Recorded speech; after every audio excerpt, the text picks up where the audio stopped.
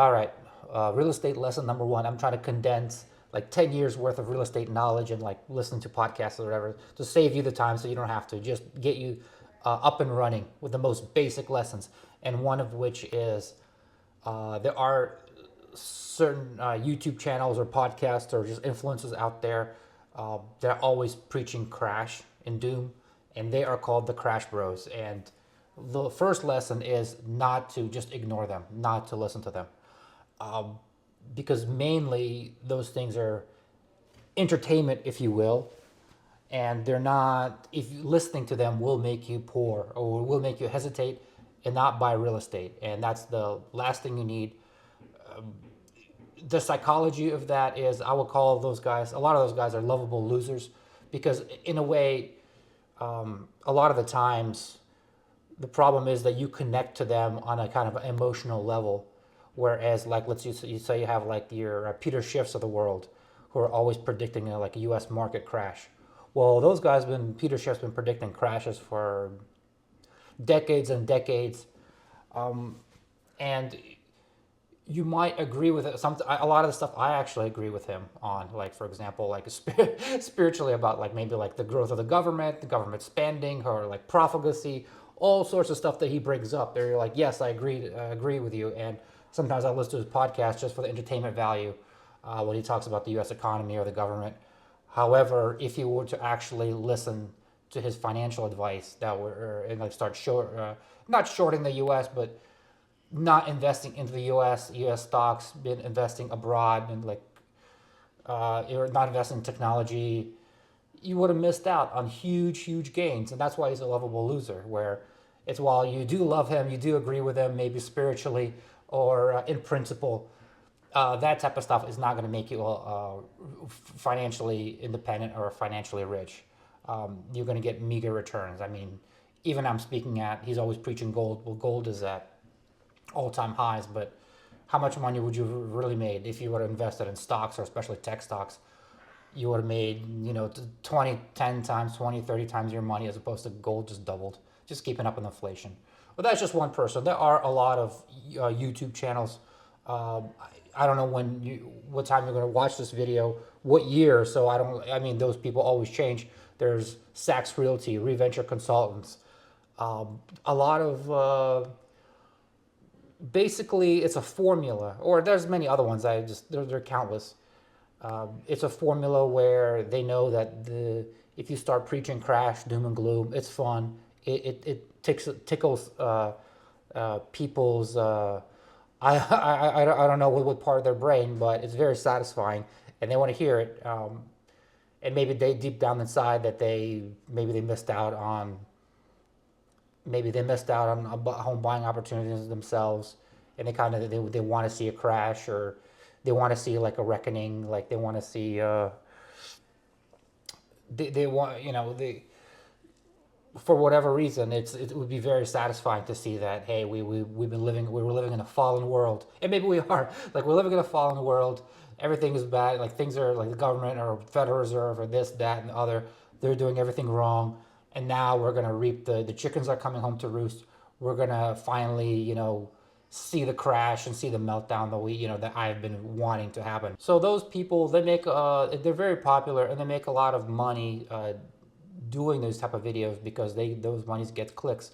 I remember I have another YouTube channel that's completely not related to real estate or anything, and I made a video about a certain price going down, like I accidentally made a crash video, and that was like probably one of my highest viewed videos, because people want to see collapsing prices. But it's none of this is actually helpful if you want to get started in real estate and actually make money and become financially independent. This is the opposite we should do, because at the end of the day, real estate is a business. You're buying a business. If you're thinking from first principles, who are the rich people in American society? Well, these are the people that own assets that make money. If you own a company like a recycling business or whatever type of business, especially if it has land and like hardware and tools and equipment, that's really hard to replicate. Like they made a big investment and now it's paying dividends. If you own these type of assets and they're making money every year, like rental buildings, that's how people become very financially wealthy. and these assets go up in value, and the prices for the services or the products that these assets kick off always go up in value, right? So it's like a double-edged, it's like a two-pronged thing that makes you people rich. So real estate is one of those things that you should be buying real estate. I mean, maybe real estate is not your temperament, but if it's not for everybody, of course. But if you can, if you can, you should. Now, my biggest now one of the best thought experiments to get you out of this is to get you out of this rut of like listening to these crash people is think about this. Think about somebody in the future, or you can think about in the past and say, would somebody ever think this way? Somebody in the future, 20 or 30 years from now, saying, I shouldn't have bought this apartment building because A, the apartment building is actually cheaper and worth less than it is today, and B, it's actually losing money or kicking off less money because the rents are lower. Do you see anybody? I mean, it could possibly happen hypothetically if you would have bought in Detroit, and like if you bought in the wrong location. But for the 99.999% of the time, no. You would have been your asset would have been worth like 5, 6, 7 times more than what you paid for it, and it would have just been cash flowing like a freight train. So there's that, right? A lot of these crash bros, first of all, it's all of the stuff they're pointing out is all pretty much just pure noise. They're pointing out the Federal Reserve or this statistic or that economic, this or that, or Jerome Powell, or interest rates, or the consumer confidence, or people's credit cards balances, and all that stuff. To you, that's owning a building in a physical place, that's owning a building in like a physical city, it's really not as relevant. What you should be worried about is the getting good tenants that are not going to not you get you into like a court situation where you have to go to court, you have to pay for a lawyer. That's tenants, and then the neighborhood, making sure a neighborhood city, making sure that where you're buying, the population is growing. There's different types of jobs. The neighborhood is very desirable as far as like what do people think about that neighborhood. Whether if you live in that neighborhood, it's like walkable. There's like shops and coffee shops, stores. Is it convenient? Does it look appealing? Is there like trees and grass, like nice manicured trees and stuff like that? So is it welcoming and homey, or does it have like a bunch of industrial factory buildings that people just don't like? Those are a lot more important than some like national number about the interest rate, and because a lot of the times they'll always bring up 2008 as like the big boogeyman, but what they fail to mention is that home prices they remain stable. They remain stable for 100 years beforehand. Yeah, 2008, in some areas, housing values crashed by half, but what does it matter anyway? What does it matter? Like if you bought an apartment building that was cash flowing, it was making money. Well, even if like the value dropped by half, your rents didn't go down because during an economic crisis, people lose their houses and they need to rent a place. So rents actually stayed up, went up. If you look at a chart of just national rent prices, they're always there's varied degrees of how fast they shoot up, or they're always going up. Well, obviously due to inflation too, but they're always either shooting up during inflationary times or just steadily going up. They're not crashing. They're not going down. In order for rents to go down, some things would need to be. We would need to have a housing boom on a scale of that's never been seen before. Just completely getting rid of all zoning, completely getting all the building regulations, and just start building just like giant towers to house people. That's not happening. And then maybe if that is happening, real estate is so slow that you can sell. You have time to get out. This is going to be a very, very, very slow change. Real estate just doesn't work where you're not trading like a day trading a stock to where it's one price and the next day. This takes years and years to play out. And a lot of this crash stuff is almost irrelevant anyway, because assumes that you have the temperament to pull the trigger. Let's say hypothetically, which I do not think there will be a crash anytime soon, but let's say there was, right? Uh, the people that are so afraid to buy in normal times, all of a sudden they're going to be pulling the trigger. They're going to just pull out all the stops, go all in on real estate. They're going to be sitting on just large piles of cash. Well, first of all, when there's a real estate crash, banks get scared. You're going to have a hard time even finding financing. I just give you an example. A few years ago, when Russia invaded Ukraine, I was under contract, and I negotiated that a bank would give me like a 20% down payment loan. I had it in writing. I had all the documents signed, everything. The bank just Russia, like, it's not like somebody invaded the U.S. One country on the other side of the globe invaded there was like slight disturbance in the force, and then they did not honor my agreement. They said instead of 20%, it's going to be 25% down, and they didn't care how pissed I was, if I wasn't going to be not using it or whatever. They just bumped it up. Now, just one example. I mean, could you imagine if there's actually a crash in real estate and the values are going down? Good luck getting a loan. You're not going to be able to. Maybe are you going to be? In psychologically, here's the thing. If you're too scared to buy now, are you going to be have the cojones to actually buy and load up, like to back up the truck on real estate when there is actually crashing? Most likely not. Most likely not. I do have a friend that was always waiting for some stock market crash. He thought he was like a very savvy and shrewd investor, and he was just sitting on cash. Okay, and I remember talking to him. I called him during COVID, and I don't remember the exact date of our phone conversation, but I told him, like, hey, what stocks do you like? Oh, you like Microsoft? You like this? Whatever. Well, listen, man, just start buying, dude. Start buying right now, because stocks crashed by we're like down 50%. Yeah, this might not be the exact bottom. They might go another 10, 20, whatever, but just start buying, He did not buy. And then I think it was like pretty much at the bottom. And then they start going up again. And then there's panicking, like, oh, no, I don't know, they're too high now. I believe that rich people,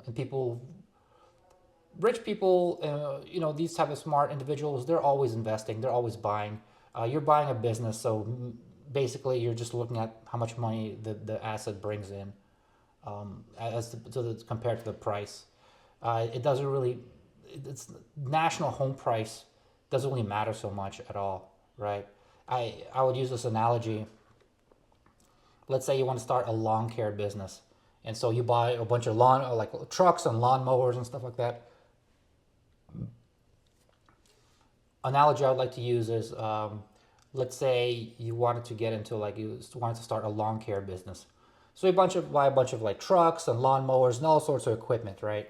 Now you start your lawn care business and start making money. You can keep your eyes on the value of the market about like these trucks and like lawn mowers, how much they cost, but it doesn't really matter to you. Are you are you religiously checking? I mean, yeah, it's cool. Like, let's say if that equipment crashes by half, you can buy a lot more lawnmowers and more trucks, and you can hire more employees and expand your business to cover like a bigger area to service more people. But does it really, like, once you got the equipment, like once you have a real estate, you have the building, you have the apartment building that's kicking you cash flow, does it really matter how much it's costing at the market at the very moment, even if it crashes by 10, 20%, 30%? I don't think so. I mean, it is pleasant that your building is appreciating. Then it gives you more options. You can, if your building appreciates a lot, you can refinance, pull that money out, and keep buying different things, or use that money to upgrade or remodel your units. That's true. It gives you an option. But if not, if the value have gone down, I mean, it doesn't. It's it's not a huge deal really. Another thing that like just infuriates me, really agitates me about the crash bros or anybody predicting crashes, they don't really stand by their word really. They're very vague. They hide behind languages could, should, or whatever, right? And then you don't buy the asset that you need to buy to retire to get financial freedom.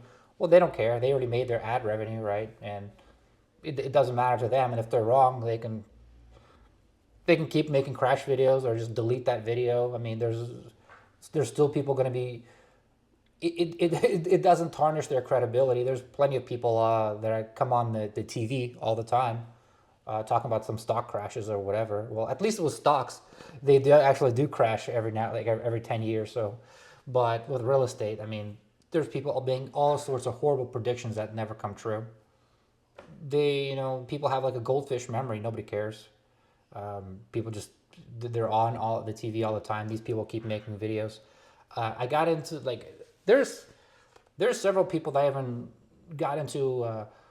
I wouldn't even say an argument, but somebody was in like on some Facebook comment for a thread was talking crash or talking, big crash and this and that, and I just said, okay, just tell me how much what type of correction are we going to see? How much our price is going to crash, and by what year?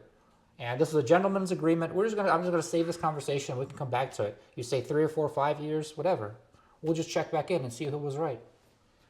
And then there's no. I'm not betting. I'm not making them sign any kind of legal paperwork. Not. There's just whatever. Like there's no money at stake. Just you put it. You put your prediction out there, but at least be specific. Just how much? By what's the price? What's the percentage amount, and by what date?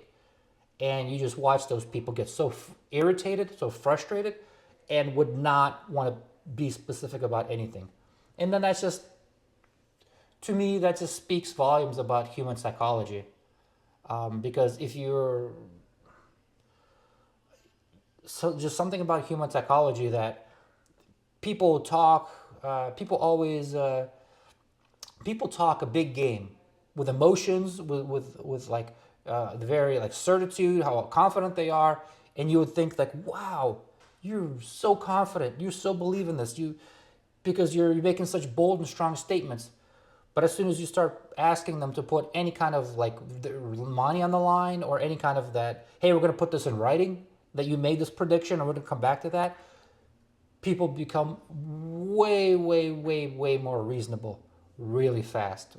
I mean, like, whoa, whoa, whoa, hold on. It just why just start backpedaling. So just know that if you ever get into, or if you ever see like one of those crash videos, you could just ask them, or just at least in the comments section say, well, just give me an exact date or exact year or something, right? And then give me the magnitude. How bad is it going to be?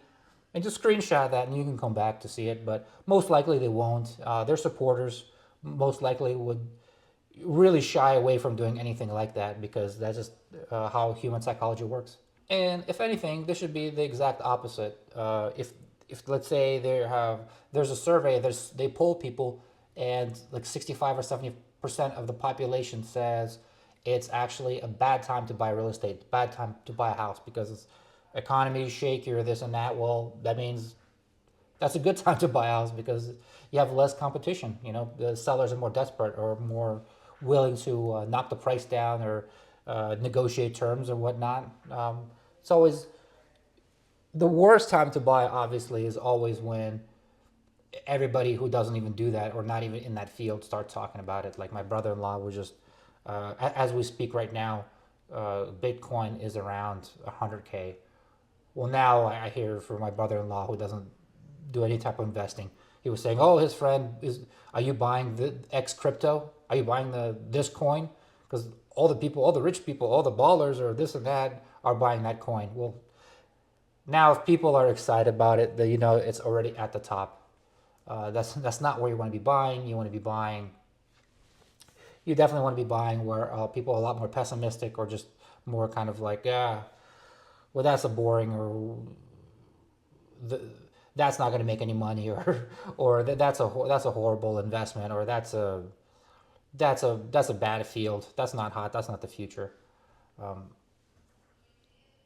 so yeah, in conclusion, so yeah, just focus on. You got to focus. The number one is the asset itself, whether how easily this asset is going to cash flow, whether it's if you have maybe a lot of the units are just look bad and they just need some minor upgrades, and the person that's selling it to you has been just an older an older owner, doesn't really care about rents, or just in a different space and time of their life to where they don't need to have the rents at market rate. So once you get that asset, you do a little bit of rehabbing, a little painting here and there, replacing kitchen cabinets, bumping up the rents to market, maybe even doubling the rents. The neighborhood, if the neighborhood is actually on the upswing, getting more. If you see big build or like big developers building huge apartment complexes, a lot of the times they're actually connected with the government. They know a lot more than regular people. But I mean, that's always a really good sign that if big developers are building, that's like, okay, this is, they see trends, they know where people want to live. So that's always a positive. They're not precise. They're not really your competition or my competition, because I don't have my units are just my units are not like brand new or A plus category. But as far as the neighborhood, I think there's a really good synergy between just like new construction and the existing units, because not everybody wants to live in a brand new like soulless unit anyway that's built out of just like styrofoam or just just two by fours. A lot of people like older buildings with history, as do I. So yeah, focus just focus more on your asset, a lot more. Focus on your tenants, focus on the neighborhood. Do not worry about some crash bro or some national figures to where like, oh, the national rents or national housing is super local. So oh yeah, nationally the housing market is going to go down 2-3% or go up 5%, because at the end of the day it's completely inconsequential to your life. All right, later guys.